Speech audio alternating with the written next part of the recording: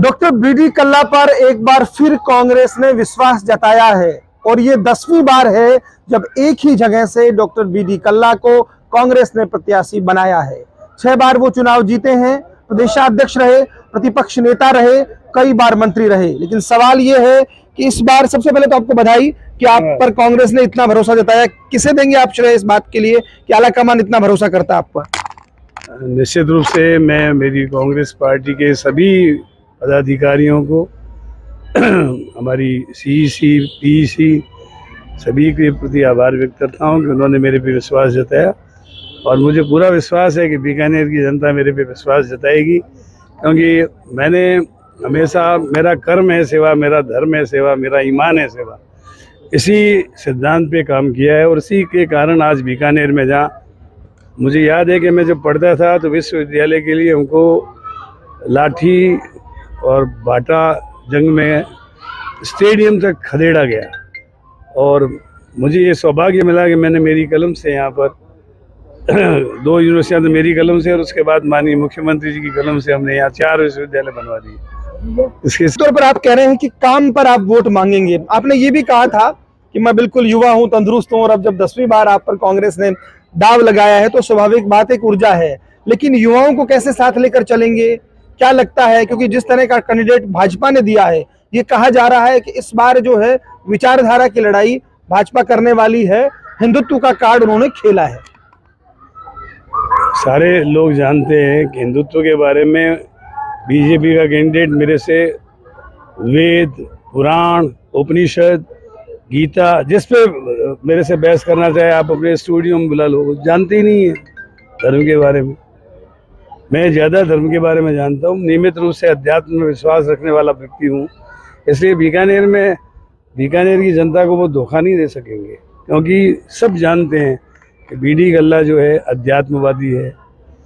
लंबा टेन्योर होता है तो कहीं ना एंटी इनकम्बेंसी भी काम करती है, कहीं ना कहीं उसे कैसे पार पाएंगे? इनकम्बेंसी होती तो मैं चुनाव ही नहीं लड़ता। एंटी इनकम्बेंसी बीजेपी के प्रति है। उन्होंने 5 साल पहले 4.5 साल समझ लो, मई में भी 5 साल पूरे हो जाएंगे केंद्र की सरकार को। उन्होंने कहा था महंगाई कम करेंगे, महंगाई बढ़ गई। उन्होंने कहा था हम बेरोजगारी दूर करेंगे, बेरोजगारी बढ़ गई। 2 करोड़ लोगों को प्रतिवर्ष रोजगार देने का वायदा किया था, वो पूरा नहीं हुआ।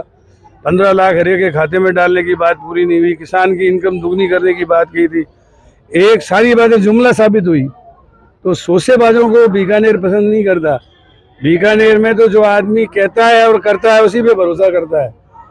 और आप नौजवान की बात करते हो, मैं किसी नौजवान से कम हूँ क्या? मैं 18-18, 20-20 घंटे काम करता हूँ। वर्कोहलिक तो आप हैं। एक बात और बीडी कल्ला साहब, पुरानी चीजें फिर लाई जाएंगी, जुमले चूंकि आप जानते हैं भाजपा के, जब आप कह ही रहे हैं तो एक बात कही गई, हालांकि इस बार थोड़ा कम देखने को मिला, लेकिन जैसे गोपाल जोशी कहते थे कि जब आप मंत्री एमएलए बनते हैं तो बहुत सारे लोग, अब आपके समर्थकों का प्यार बहुत सारा होगा या परिवार बड़ा होगा, तो बहुत सारे लोग भी विधायक मंत्री बन जाते हैं, तो क्या ये इशू भी रहेगा और इसका क्या जवाब है? मैं जब मंत्री रहा हूँ तो हमेशा चुनाव जीता हूँ। जब मैं 81 से 85 मंत्री रहा, चुनाव जीता। फिर 85 में मंत्री रहकर चुनाव लड़ा, चुनाव जीता। ठीक है। फिर 90 में मंत्री रहता हुआ चुनाव लड़ा, जीता। 3 चुनाव लड़ने के बाद मैं विपक्ष में था, फिर 4था चुनाव हार गया। फिर 5वें चुनाव में मैं मंत्री बना। मंत्री शुभ है मतलब आप? हाँ, मैं मंत्री रहते हुए चुनाव कभी नहीं आ रहा, क्योंकि लोगों को पता है कि ये व्यक्ति काम करने वाला है, गुड्स डिलीवर करने वाला है, हमारी सुनने वाला है। मैं सर्वसुलभ हूँ। मेरे पास जो भी आया है उसका मैंने काम करने का पूरा प्रयास किया है। और बीकानेर जो है वो जानता है कि कौन आदमी काम कर सकता है, कौन बातें बना सकता है, कौन नापता है, कौन नाप करके फाड़ता है, कौन नहीं फाड़ता। पहली बार कहा जा रहा है कि नया चेहरा आपके सामने दिया है, वरना तो जोशी वर्सेस कल्ला चलता था। मैं तो ये समझता हूँ कि आज गोपाल जी जोशी का व्यक्तित्व था, वो पहले भी एमएलए रहे थे कांग्रेस के, और उसके बाद फिर पश्चिम से 2 बार एमएलए रहे, लेकिन इनका क्या कोई एक छोटा मोटा ही डेवलपमेंट किया है तो बताओ आप बीकानेर में क्या किया है? और आप देखना कि मेरे में इनमें लोग जब तुलना करेंगे ना, तो आपको चलता हुआ नौजवान और नया वोटर भी ये कहेगा कि भाई उनको तो इस जानते बयान नहीं, से मीडिया कई वाले बातें वो साथ जानते गए आप। चलिए एक आखिरी सवाल, चूंकि आप वरिष्ठ नेता भी हैं कांग्रेस के, भाजपा की टिकट वितरण के बाद जो तस्वीरें आ रही हैं, आपने देखा होगा चित्तौड़गढ़ में भाजपा कार्यालय पर हमला होता है, ये जो सिर फुटबॉल चल रहा है, इसको लेकर कुछ कहेंगे? हैं।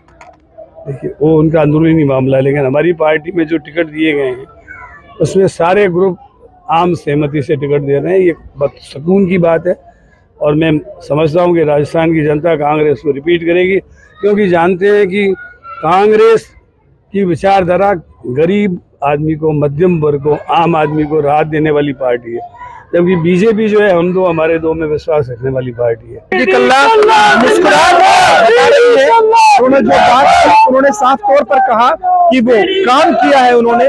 साथ ही साथ उनका कहना ये भी था कि जो प्रत्याशी सामने हैं वो भले ही कोई सा कार्ड खेले, मुझसे बड़ा हिंदू कौन हो सकता है, मैंने काम किया है। और एक बात उन्होंने और कही, खास मायने इस बात के, उन्होंने दिवंगत विधायक डॉक्टर गोपाल जोशी की तारीफ की, यानी वो एक ऐसे सियासतदान है जो इस बयान से कुछ चीजें साध भी रहे हैं। साथ ही साथ उन्होंने गिनाया कि कांग्रेस काम कर रही है, सरकार रिपीट होगी। खैर ये तय जनता को करना है और अल्टीमेटली जनता ही जनार्दन होती है कि जो डॉक्टर बीडी कल्ला गिनवा रहे हैं या जो काम उन्होंने किए वो सही थे या विपक्ष जो गिनवाएगा वो। कैमरा पर्सन अजीम भुट्टा के साथ Laxman Raghav, first India news, Bikaner.